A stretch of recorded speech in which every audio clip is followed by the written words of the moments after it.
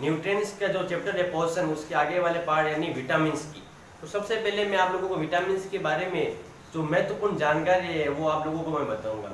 Vitamins के अंदर दोस्तों एक ना एक पोर्शन 100% बनता है, चाहे स्टेट लेवल का एग्जाम हो चाहे सेंट्रल लेवल का एग्जाम हो। रेलवे, एनटीपीसी, एसएससी और राजस्थान कांस्टेबल वगैरह आरएस के अंदर सबके अंदर विटामिन्स का जो क्वेश्चन है वो 100% आता है। आपको या तो विटामिन्स के नाम पूछ लेगा या विटामिन्स के रासायनिक नाम पूछ लेगा या फिर विटामिन्स की होने वाली डेफिशिएंसी या उसकी कमी के जो रोग होता है उसके बारे में पूछ लेगा। तो सबसे पहले अपन चर्चा करते हैं विटामिन्स के ऊपर दोस्तों। तो विटामिन्स जो है उसके बारे में चर्चा करेंगे कि जो विटामिन जो नाम है वो नामकरण किसने किया। तो याद रखना विटामिन का जो नाम है, नाम फंक ने दिया। किसने दिया था? फंक ने दिया था। इसके बारे में अपन को सिर्फ यही एक जानकारी रखनी है कि विटामिन का नाम किसने दिया था। विटामिन का नाम फंक ने दिया था। इसके आगे सी भी लगता है या सी फंक भी आप लोग कह सकते हो। अब बात करते हैं कि विटामिन है क्या चीज। देखना विटामिन जो है वो आप लोगों को, विटामिन हमें ऊर्जा प्रदान नहीं करता है, ऊर्जा प्रदान नहीं करता है। इंपॉर्टेंट चीज है क्योंकि अपन ने विटामिन से पहले जितने भी न्यूट्रिएंट्स पोषण पढ़े, कार्बोहाइड्रेट, वसा, फैट वगैरह, वो सब क्या करते हैं? शरीर को ऊर्जा प्रदान करते हैं। लेकिन विटामिन एकमात्र ऐसा न्यूट्रिएंट्स है जो हमारे शरीर को ऊर्जा प्रदान नहीं करता है। तो ये काम क्या करता है, ये क्या वर्क करता है? तो अपन बोलेंगे कि विटामिन जो है, विटामिन हमारे शरीर को सुरक्षा प्रदान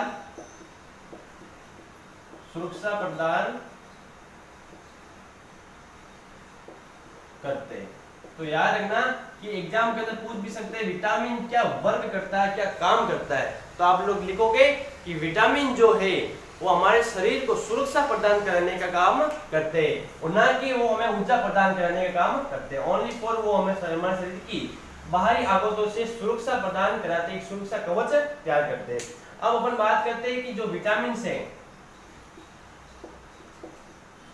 वो विटामिन कितने प्रकार के होते हैं। तो ध्यान से देखना कि विटामिन जो है, दो विटामिन ऐसे होते हैं, दो विटामिन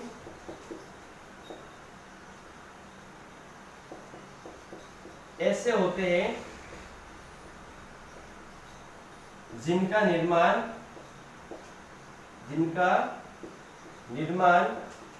या फाउंडेशन हमारे शरीर के अंदर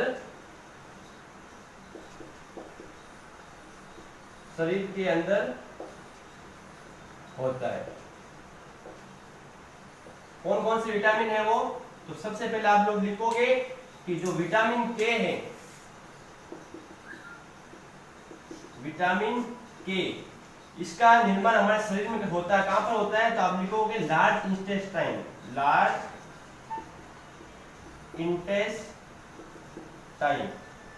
इंटेस्टाइन मतलब बड़ी आंत।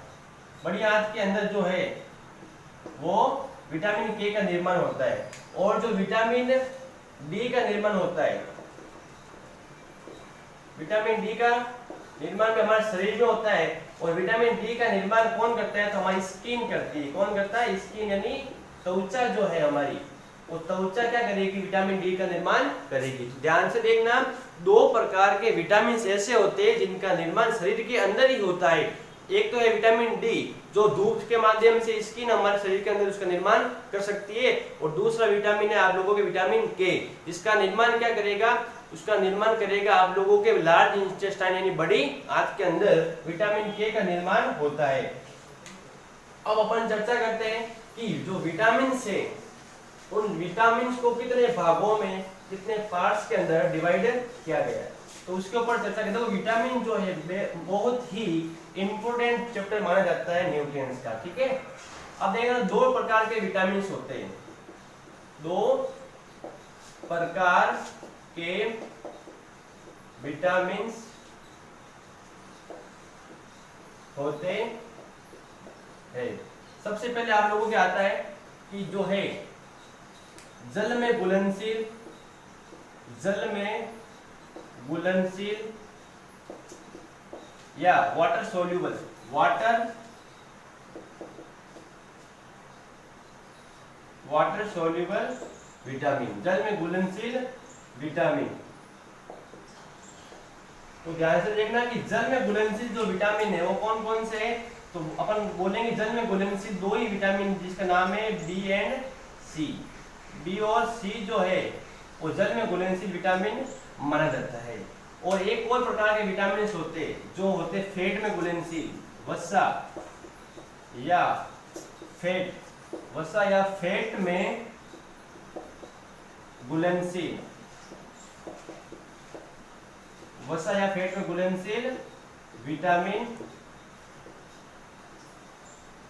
विटामिन कौन कौन से है। तो एक ठीक याद रखना, इसके अंदर बोलेंगे अपन लोग कि वसा में घुलनशील विटामिन का जो नाम है उसको अपन बोलते हैं अडेक। क्या कहते हैं, एडेक। एडेक मतलब vitamin A, vitamin D, vitamin E और विटामिन के।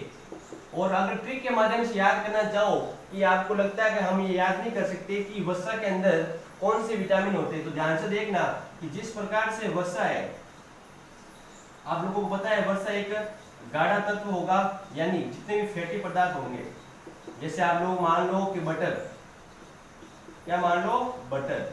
अब बटर क्या करेगा, इसके अंदर पूरा भरा हुआ रहेगा इस गिलास के अंदर। अब बटर जब इस गिलास के अंदर भरा रहेगा तो मैं एक ट्रिक बताता हूँ आप लोगों को। विटामिन जो है वसा में घुलनशील, तो याद रखना कि इसको आप ऐसे याद करो, अडेक याद मत करो आप लोग, इसको याद करो कीड़ा। क्या याद करो, कीड़ा। याद रखना हमारे वसा से भरी हुई एक गिलास के अंदर जब इस कीड़े को मैं इसके अंदर डाल दूंगा, जब इस कीड़े को मैं इसके अंदर डाल दूंगा तो ये कीड़ा जो है हमको इस कांच के गिलास के बाहर हमको दिखाई नहीं देगा। तो हम क्या सोचेंगे कि कीड़ा जो है इस गिलास के अंदर घुलनशील हो गया, यानी इसके अंदर मिक्स हो गया। क्यों हो गया, क्योंकि जो वसा इसके अंदर भरी हुई है उसके अंदर कीड़ा जो हमको सही प्रकार से दिखाई नहीं देगा। उसी प्रकार से जो जल में घुलनशील है वो विटामिन है बी और सी, लेकिन वसा में फैट में घुलनशील विटामिन कौन से है, आप लोग याद करोगे कीड़ा। अडेक भी अच्छी ट्रिक है, लेकिन याद नहीं हुए तो आप लोग याद करोगे कीड़ा। इसको आप वापस रिवर्स में लेके अभी याद कर सकते हो। ये तो मैंने समझाने के लिए बताया कि आप लोग एक गिलास के अंदर जब फैट भरते हो, दूध भी भर दो, उसके अंदर जो कीड़ा है नीचे डूब गए तो आपको दिखेगा नहीं। क्यों, क्योंकि दूध जो ट्रांसपेरेंट नहीं है आप लोगों को नजर नहीं आएगा, लेकिन पानी जो ट्रांसपेरेंट है जल, उसके अंदर आपको नजर आ सकता है। तो याद रखना जल में घुलनशील दो विटामिन एकमात्र बी एंड सी, और वसा में घुलनशील विटामिन है अडेक या कीड़ा। ठीक है, इसके बारे में अब इन विटामिन के बारे में विस्तार से चर्चा करते हैं। क्या करते हैं अपन लोग, विस्तार से चर्चा। तो सबसे पहले जो मैं है आप लोगों को वसा में घुलनशील, वसा में घुलनशील 4 विटामिन के बारे में बताऊंगा।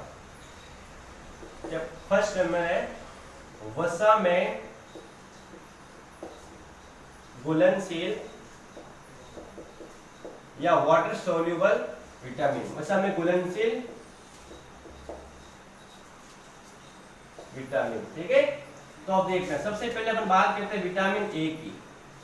अब मैं शॉर्ट में लिखूंगा विटामिन ए।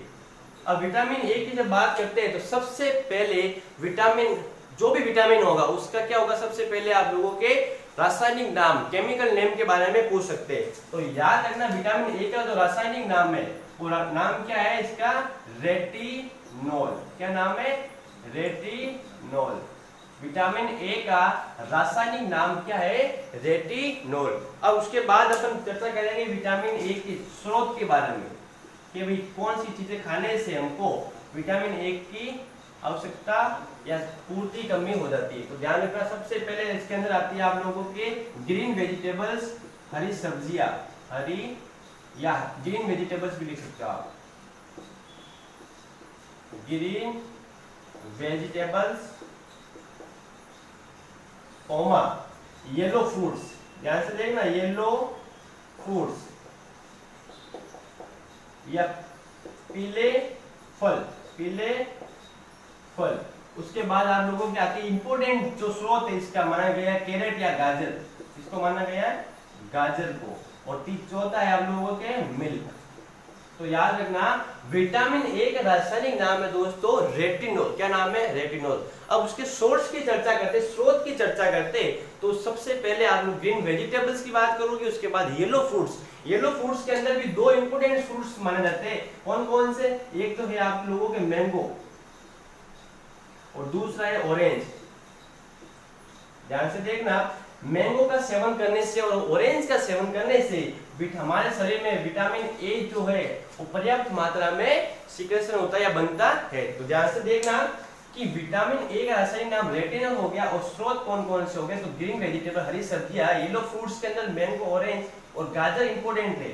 गाजर सबसे इंपोर्टेंट है। एग्जाम के अंदर आप लोगों को ऑप्शन के अंदर ओनली फॉर गाजर ही दिखे तो आप इसको क्लिक कर देना। अब बात आती है कि ये हमारे शरीर में काम क्या करता है? वर्क, कार्य। तो याद ध्यान से देखना कि जो विटामिन ए है वो हमारे शरीर में आंखों की रोशनी को बनाए रखता है। क्या करता है? हमारे शरीर के अंदर, हमारे बॉडी के अंदर हमारी जो आंखों की रोशनी है, आई की रोशनी है, उसको बनाने का काम कौन करता है? विटामिन ए करता है। इससे क्या होता है कि हमारी जो आंखें वो निरंतर हम पढ़ने से, काम करने से भी आंखें की जो रोशनी वो कम नहीं पड़ती। क्यों नहीं पड़ती है? क्योंकि आप पर्याप्त मात्रा में गाजर या मिल्क का सेवन करते हो, या विटामिन ए का जो फाउंडेशन है वो बहुत ज्यादा होता है आपके शरीर के अंदर। आंखों की रोशनी बनाए रखता है और शरीर को सुरक्षा भी प्रदान करता है। ठीक है, तो ये दो वर्क हो गए इसकी। एक तो आंखों की रोशनी बनाए रखता है और शरीर को सुरक्षा प्रदान करता है। अब क्या होगा इसके बारे में पढ़ेंगे अपन कि इससे होने वाले जो, इसकी कमी से होने वाले जो डिजीज है, जो रोग है, उसके बारे में अपन चर्चा करते हैं। इसकी कमी से होने वाले जो रोग है भाई, विटामिन ए की कमी से होने वाले रोग या डिजीज। तो ध्यान से देखना, सबसे पहले इसके अंदर एक रोग होता है रंथोंदी। क्या नाम है इसका? रंथोंदी। ये रंथोंदी में क्या होता है? एक प्रकार का रोग है। इसके अंदर क्या होता है कि हमारे आंखों के अंदर, आंखों में दो प्रकार के सेल पाए जाते हैं। एक तो होते हैं रोड सेल, दूसरा होता है आप लोगों के कॉर्न सेल। ये कॉर्न सेल और रोड सेल क्या करता है? आंखों में जो रोशनी है, आंखों की जो रोशनी है बनाए रखते हैं। और कौन सेल क्या करता है? शंक्वाकार जो सेल है वो क्या करता है कि आप लोगों की जो रोशनी में जो महत्वपूर्ण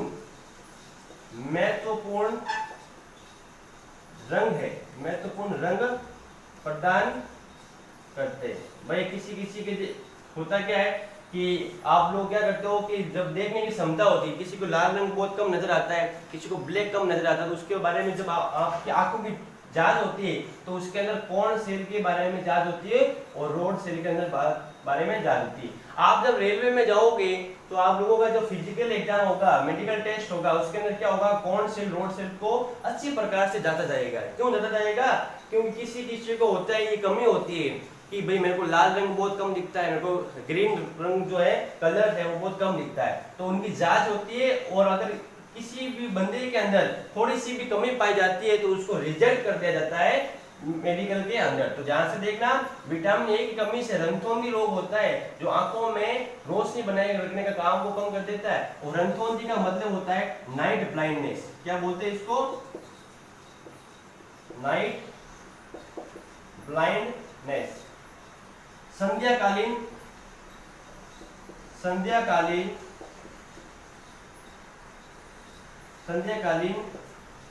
रोशनी में कमी आना। तो ये इंपॉर्टेंट इसकी डिजीज है, नाइट ब्लाइंडनेस। संध्याकालीन रोशनी में कमी आना, यानी रात को कम दिखाई देना। ये महत्वपूर्ण इसका एक रोग माना जाता है। ठीक है, तो संध्याकालीन रोशनी में कमी आना, संध्याकालीन रोशनी में कमी आना इसका जो इंपोर्टेंट डिजीज माना गया, डिजीज रोग माना गया। तो ध्यान से देखना कि विटामिन ए की कमी से रणथोंदी रोग होगा। और रणथोंदी क्या है, तो रात्रिकालीन में, रात के समय आप लोगों की रोशनी कम होना, कम दिखाई देना, क्या कहलाएगा, रणथोंदी चलेगा। तो विटामिन ए के बारे में जो इंपोर्टेंट फैक्ट है वो मैंने आपको बताया। उसके बाद अपन बात करते हैं विटामिन डी के बारे में। तो विटामिन डी जो है उस विटामिन का एक अन्य नाम भी बताया गया है कि विटामिन डी को ही हार्मोन्स भी कहा जाता है, या हार्मोन्स विटामिन भी कहा जाता है। तो यार ध्यान से देखना कि विटामिन जो डी है, विटामिन डी है, इसका सबसे पहले अपन पूछेंगे कि रासायनिक नाम क्या है। तो विटामिन डी का जो रासायनिक नाम है वो है आप लोगों को कैल्सीफेरॉल। क्या नाम है, कैल्सीफेरॉल। विटामिन डी का जो रासायनिक नाम है वो है कैल्सीफेरॉल। विटामिन डी को ही आप लोग सनलाइट विटामिन बी कह सकते हो, क्योंकि इसका अन्य नाम जो है वो सनलाइट विटामिन होता है। विटामिन डी को ही आप लोग सनलाइट विटामिन कह सकते हो। विटामिन डी का जो निर्माण है वो कैसे होगा, तो आप लोग ध्यान से देखना, यूवी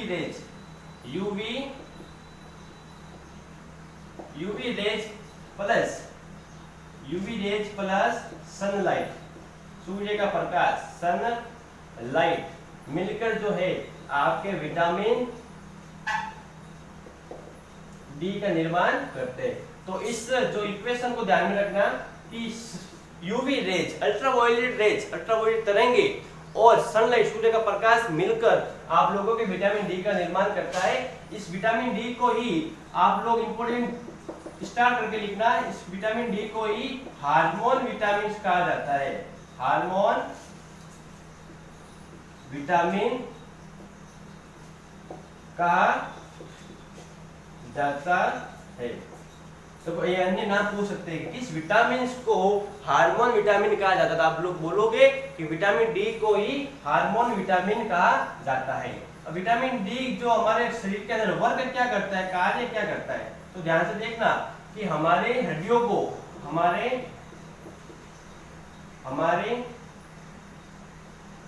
हड्डियों को, बोन्स को, हड्डियों को मजबूती प्रदान करने का कार्य करता है। विटामिन डी क्या करता है हमारे शरीर में, हमारी हड्डियों को, हमारी बोन्स को मजबूती प्रदान करने का काम करता है। वैसे तो आप लोगों को पता होगा कि हमारी हड्डियां है वो कैल्शियम और फास्फोरस से बनी हुई, लेकिन उनको मजबूती प्रदान करने का काम हमारे शरीर के अंदर कौन करता है, विटामिन डी करता है। अब अपन बात करते हैं कि विटामिन डी जो है वो इसका सोर्स क्या है, विटामिन डी के जो सोर्स क्या है, स्रोत क्या है। ध्यान से देखना, विटामिन डी का सबसे अच्छा स्रोत माना गया है किसको, सूर्य के प्रकाश को, सूर्य के प्रकाश को सबसे अच्छा स्रोत माना गया। उसके बाद इसके अंदर आता है फिश ऑयल।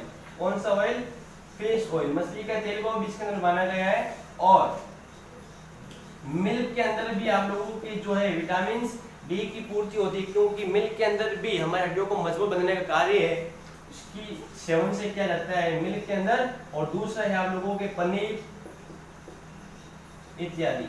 ठीक है, तो ध्यान से देखना कि सूर्य के प्रकाश में, फिश ऑयल के अंदर और मिल्क के अंदर और पनीर के अंदर आप लोगों के जो विटामिन डी की है वो आपूर्ति पूरी हो जाएगी। और उसके बारे में अपन चर्चा करते हैं आयरन की, तो हरी सब्जियों के अंदर भी ये पाया जाता है। तो ध्यान से देखना, इस सोर्स मैंने आपको बताया। आगे की बात करते हैं इसकी कमी से होने वाले रोग, कमी से या डिफिशियंसी से, इसकी डेफिशिएंसी से, कमी से होने वाले रोग। तो देखना कि इसकी कमी से, विटामिन डी की कमी से चाइल्ड के अंदर यानी बच्चों के अंदर बच्चों के अंदर, चाइल्ड के अंदर एक रोग होता है जिसको बोलते हैं रिकेटस। क्या कहते हैं? रिकेटस। रिकेटस रोग कहते हैं। इसके अंदर क्या होता है कि बच्चों की जो हड्डियां वगैरह है, बच्चों की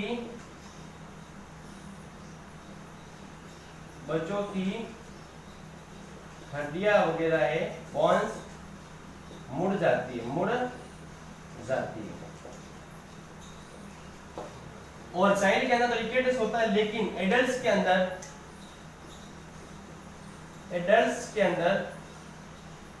वयस्क के अंदर जो रोग होता है उसका नाम है ऑस्टियोमैलेशिया। तो ध्यान से देखना कि जो है विटामिन डी की कमी से दो रोग होते हैं, एक तो होता है रिकेट्स और एक दूसरा होता है ऑस्टियोमैलेशिया। रिकेटस जो रोग है वो बच्चों के अंदर होगा और चाइल्ड के अंदर होगा, और एडल्ट्स के अंदर आप लोगों के ऑस्टियोमैलेशिया रोग होता है। इसके अंदर भी क्या होती है कि हड्डियों को कमजोर बनाने का काम किया जाता है। तो ध्यान से देखना कि विटामिन डी के अंदर आप लोगों के हड्डियों को मजबूती प्रदान की जाती है। उसके आगे अपन नेक्स्ट विटामिन की चर्चा करते हैं, जो है आप लोगों की विटामिन ई। विटामिन ई आप लोगों के वेरी इंपॉर्टेंट विटामिन की श्रेणी के अंदर डाला गया है, क्योंकि इसके जो अन्य नाम वाले जितने भी विटामिन है, जैसे विटामिन डी था, इसको हार्मोन विटामिन कहते हैं, ये इसके क्या है? अन्य नाम वाले विटामिन है, मतलब विटामिन डी के अन्य नाम क्या है। उसी प्रकार से विटामिन ई को भी आप लोगों के इंपॉर्टेंट माना गया है। क्यों? क्योंकि विटामिन ई का जो रासायनिक नाम तो है वो तो है टोकोफेरोल। क्या है?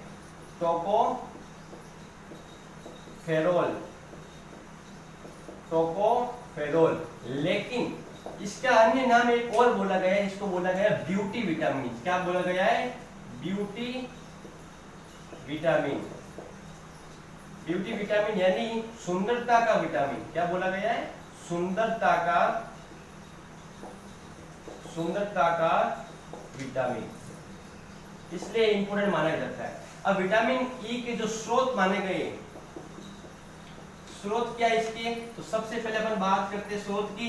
तो इसके अंदर सबसे पहले आते हैं आप लोगों के हरी सब्जियां या फिर ग्रीन वेजिटेबल्स आते हैं। ग्रीन वेजिटेबल्स ले सकते हो। ग्रीन वेजिटेबल्स के बाद आप लोग क्या करोगे? ड्राई फ्रूट्स जितने भी होते हैं, ड्राई फ्रूट्स के अंदर आते हैं शुष्क फल। फल से संबंध ये वाला नहीं है कि आप लोग आम खा रहे हो, पपीता खा रहे हो, केला खा रहे हो, ये नहीं। शुष्क फल में ड्राई फ्रूट्स का मतलब होता है आप लोग इसके अंदर बादाम ले सकते हो, काजू ले सकते हो, अंजीर ले सकते हो। जितने भी ड्राई फ्रूट्स आते हैं मार्केट के अंदर, उन सब का सेवन करने से हमारे शरीर के अंदर जो है विटामिन ई का निर्माण बहुत अधिक होता है। तो शुष्क फल आ गए। इसके बाद आप लोगों को क्या आएगा? मिल्क एंड लास्ट आएगा आप लोगों को चीज या पनीर। ठीक है, तो इनका सेवन करने से हमारे शरीर में जो है विटामिन ई की कमी पूरी होती है।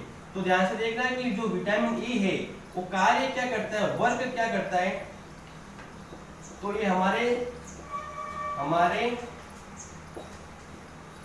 चेहरे पर झुर्रियां जो पड़ती है, झुर्रियां को कम करने का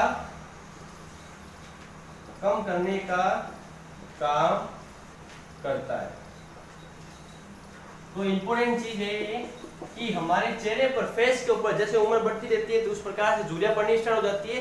तो अगर अपन पर्याप्त मात्रा में विटामिन ई का सेवन करेंगे तो क्या होगा? हमारे चेहरे पर पड़ने वाली झुर्रियों को क्या होती है? कमी होती है। और मैं एक चीज बता दूं आप लोगों को कि मार्केट के अंदर खास तौर पर लड़कियों के लिए विशेष प्रकार के विटामिन से निर्मित जो क्रीमें बनी जाती है, जैसे फेयर एंड लवली लड़कियां बहुत ज्यादा लगाती है। तो फेयर एंड लवली ने क्या किया, उनको पता चल गया कि भाई जो फेस पे झुर्रियां पड़ती है वो झुर्रियां विटामिन ई से आती है। तो आजकल फेयर एंड लवली कंपनी ने क्या किया कि फेयर एंड लवली के साथ विटामिन ई भी डाल दिया। तो आजकल नाम आता है अब fair and lovely vitamin E के साथ, और लड़कियां खास तौर पर वो खरीदती भी। तो मैं लड़कियों को बताना चाहता हूँ कि आप लोग चेहरे पर विटामिन ई लगाने से चेहरे की झुर्रियां खत्म नहीं होती है। आप लोग जब विटामिन ई का सेवन अपने शरीर के अंदर करोगे, अपने शरीर के अंदर जब विटामिन ई का निर्माण होगा तो उससे आप लोगों की झुर्रियां जो है ऑटोमेटिकली खत्म हो जाएगी। तो ध्यान से देखना, विटामिन ई के साथ फेयर एंड लवली लगाने से कोई फायदा नहीं है।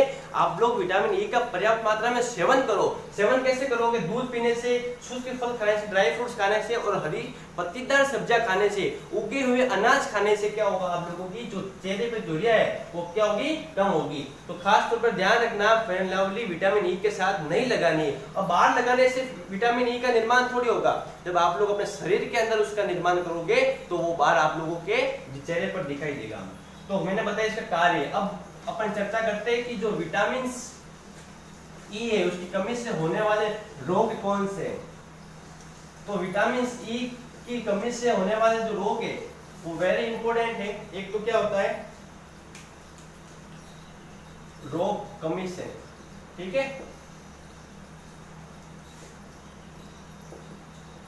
कमी से होने वाले रोग। तो एक तो क्या है कि आप लोगों की जो चेहरे पर झुर्रियां है, झुर्रियां ज्यादा पड़ने लग जाएगी, यानी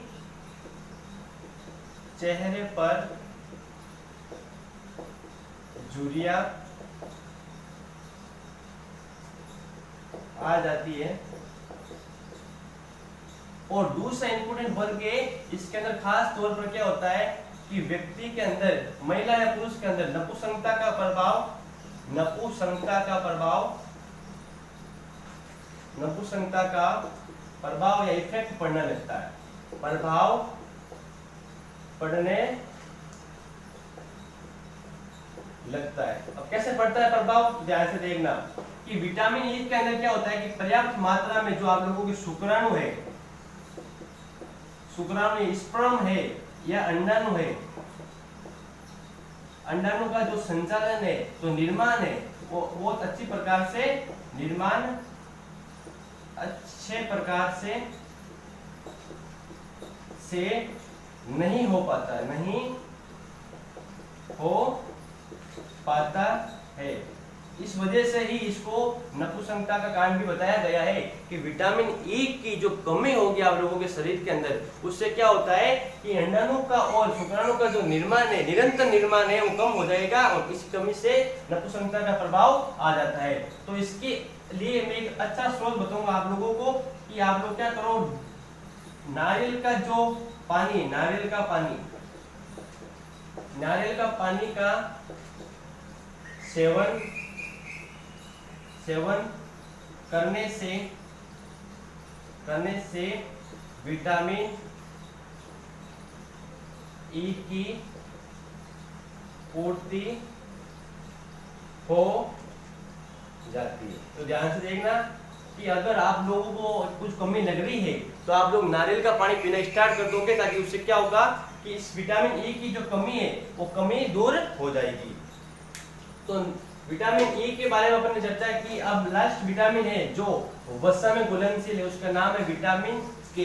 क्या नाम है? विटामिन के। इसके बारे में अपन चर्चा करते हैं।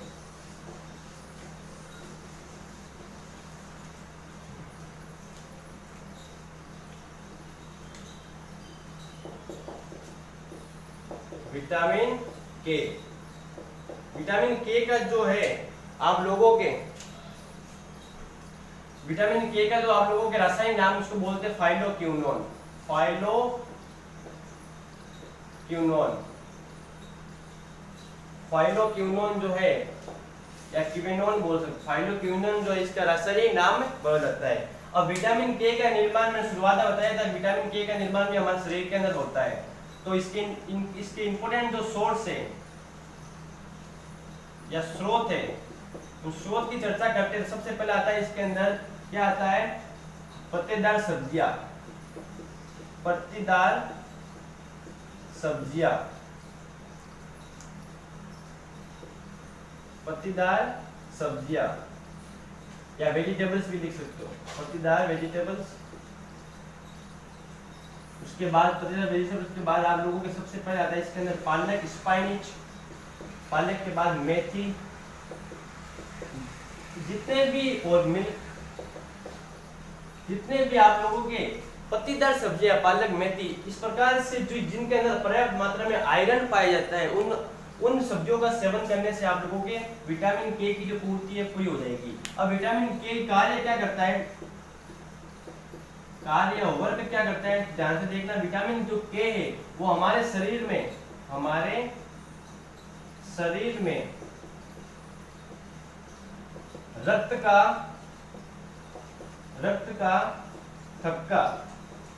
थक्का या कोटिंग, ब्लड कोटिंग, रक्त का थक्का बनाने का काम करता है। ये इंपॉर्टेंट इसका वर्क है। क्या वर्क है कि विटामिन के ही हमारे शरीर में रक्त का थक्का बनने का काम करता है, ब्लड कोटिंग बनाने का काम करता है। जहां पर भी हम लोगों को कोई चोट लग गई है तो वहां से निरंतर रक्त बाहर आने की संभावना रहती है, लेकिन क्या करता है विटामिन के जो है, जहां पर आपको चोट लगेगी वहां पर तुरंत प्रभाव से जाकर वहां पर एक रक्त का थक्का बना रहता है, जिससे आप लोगों के जो ब्लड है वो बहुत कम बाहर आए और एक वहां पर एक कोटिंग बना देता है। तो ध्यान से देखना, कार्य क्या हमारे शरीर में रक्त का थक्का बनाने का काम करता है। और इसका निर्माण आप लोगों को पता है बड़ी आंत के अंदर भी होता है। बड़ी, शुरुआत में मैंने बताया था, बड़ी आंत में निर्माण होता है। और इसकी कमी से कौन से रोग होंगे, इसकी कमी से होने वाले रोग है इंपॉर्टेंस, जिनको बोला जाता है एक तो एनीमिया, क्योंकि आपको पता है खून की कमी से कौन सा रोग होता है, ब्लड की कमी से एक तो होगा एनीमिया रोग, और आप लोगों को एक तो क्या होगा, शरीर कमजोर होगा। इससे क्या होगा, शरीर कमजोर होता है। अब शरीर कमजोर होता है, कैसे होता है, साफ पता चल रहा है कि जैसे अगर इसके कमी होगी विटामिन के की, तो जहां चोट लगेगी रक्त बहुत तेज गति से बाहर आएगा और बहुत पर्याप्त मात्रा में बाहर आएगा, तो क्या होगा, शरीर के अंदर खून की कमी होगी। शरीर के अंदर खून की कमी होगी तो ऊर्जा की कमी होगी और हमारा शरीर क्या होगा, कमजोर हो जाएगा। और दूसरा रोग होगा एनीमिया। तो मैं बताना चाहूंगा कि विटामिन के लिए आप लोग पत्तीदार सब्जियां, पालक, जिसके अंदर भी क्या कहते हैं आप लोगों के आयरन ज्यादा होता है, उनका सेवन करो। इसके अंदर आप लोग इसके अंदर नॉन वेज भी डाल सकते हो, मांस वगैरह, इसके अंदर आप लोग मांस वगैरह भी खा सकते हो, जिसके अंदर आप लोगों को पर्याप्त मात्रा में क्या मिले, आयरन मिले, आप लोगों के अंदर शरीर के अंदर खून निरंतर बनता रहे। तो मैंने आज आप लोगों को वसा से जो घुलनशील है, वसा के अंदर घुलनशील, उन चारों विटामिन की चर्चा की। नेक्स्ट टॉपिक के अंदर मैं चर्चा करूंगा आप लोगों के जल में घुलनशील vitamin C and vitamin B के बारे में। विटामिन बी एक सामान्य विटामिन नहीं है, विटामिन बी के अन्य पार्ट्स भी माने जाते हैं, इसके लिए विटामिन बी को विटामिन बी कॉम्प्लेक्स कहा जाता है। क्या कहा जाता है, विटामिन बी कॉम्प्लेक्स। तो वो थोड़ा बड़ा चैप्टर है, तो मैं उसका जो क्लास है वो नेक्स्ट क्लास के अंदर उसके बारे में चर्चा करूंगा। और आप लोग देखते रहिए, धन्यवाद, जय हिंद, जय भारत। और हमारे चैनल को सब्सक्राइब करते रहिए और लाइक करते रहिए, शेयर करते रहिए, ताकि आप लोगों के लिए हम कुछ अच्छा कर पाए। बहुत बहुत धन्यवाद। सब्सक्राइबर कीजिए हमारे चैनल को, साथ ही बेल आइकन का बटन दबाएं ताकि आपको हमारे वीडियो सबसे पहले मिले।